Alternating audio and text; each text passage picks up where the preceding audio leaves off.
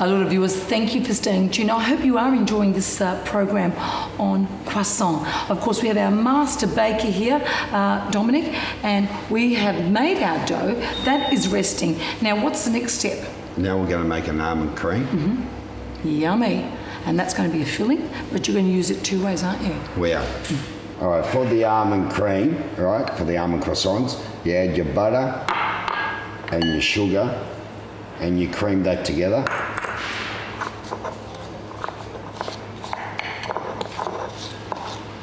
All right, with the almond cream, it doesn't take long to put together, right? Just cream your butter and your sugar. Once it comes to this stage here,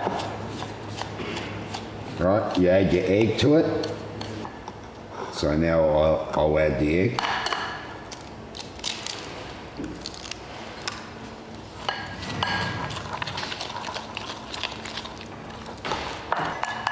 Yep, so we're creaming the egg, the sugar and the butter. Okay, the size of the eggs for this recipe is important, right? It's a 55 size. If you use a bigger egg, it's going to be more runnier, so you have to add some more almond milk to it. Well, you can use a bar mix to cream it, and it's a lot quicker to do.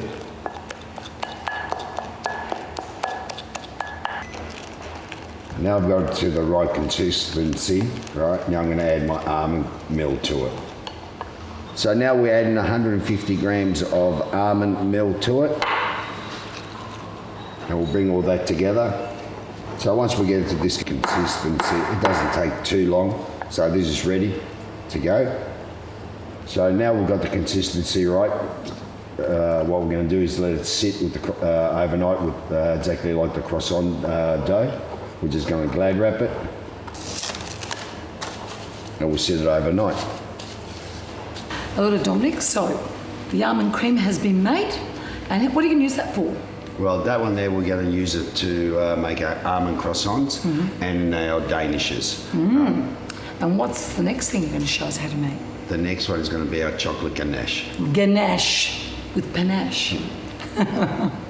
And now for the chocolate croissants, we're making a chocolate ganache. We've got chocolate bits here. And we've got 150 mils of thickened cream.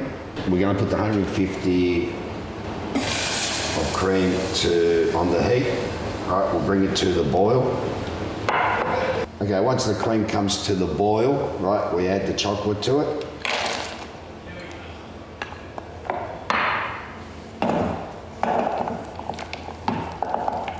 Leaving it on the heat until the chocolate dissolves.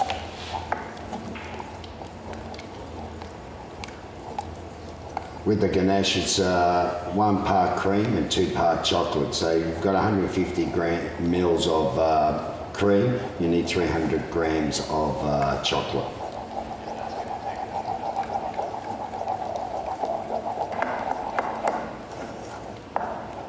Okay, this is a good consistency. There's no chocolate lumps in there. Glad wrap it. And now we'll set it in the fridge overnight. Hello to Dominic, you've made this beautiful ganache. So it's very important that these two, the almond cream and the chocolate ganache, is made the same day that we make our dough. So it sits in our fridge overnight. Okay. Okay, so this is the dough that's been sitting overnight in the fridge. So we're going to unwrap it. And we're going to fold, I'm going to show you how to fold the butter. It's called laminating. Need a little bit of dusty flour.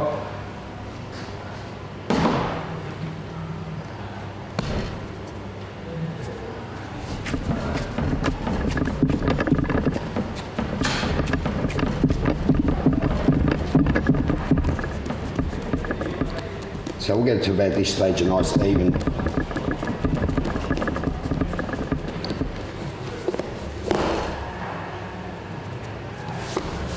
Okay, once we get the dough and it's nice and even, right, like that, we're going to put the butter through it. It's called laminating. So we've got about 250 grams of room temperature butter in there. So we'll spread that through, like so. And what you do is you fold the ends, like so. And fold these ones over. So what we're doing is we're distributing the butter through the dough evenly before we start using the rolling pin. So now we're using the rolling pin.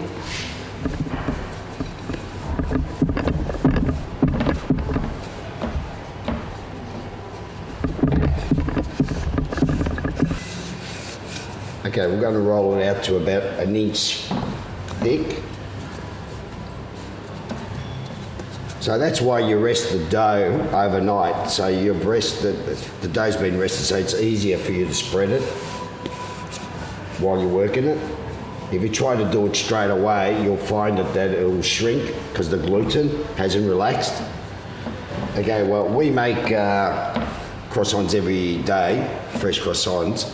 So we've got machineries that do all this. It's a lot easier, let me tell you.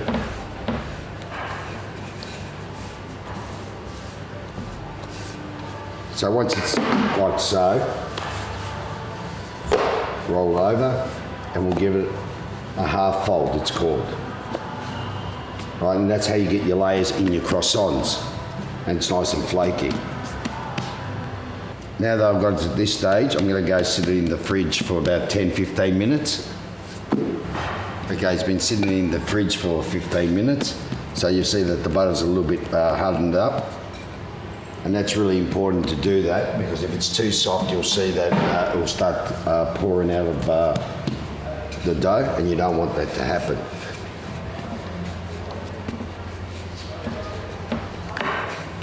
Okay, the reason why we put it in the fridge is to harden up the butter. Right, we don't want it too soft, because if you do, it will end up coming out of the dough, and you don't want that to happen.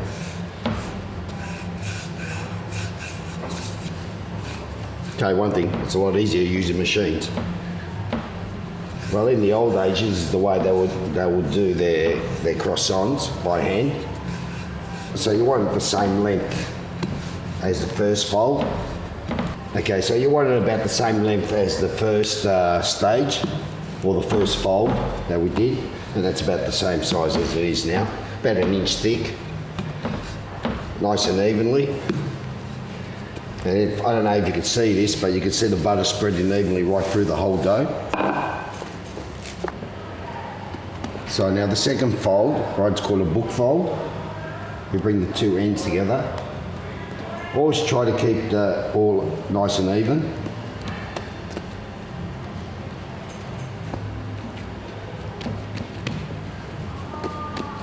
So that goes back in the fridge for another 10-15 minutes before you sheet it out and cut out your croissants. All right, well, we're going to go to a short break. When we come back, we're going to continue this love affair with these croissants.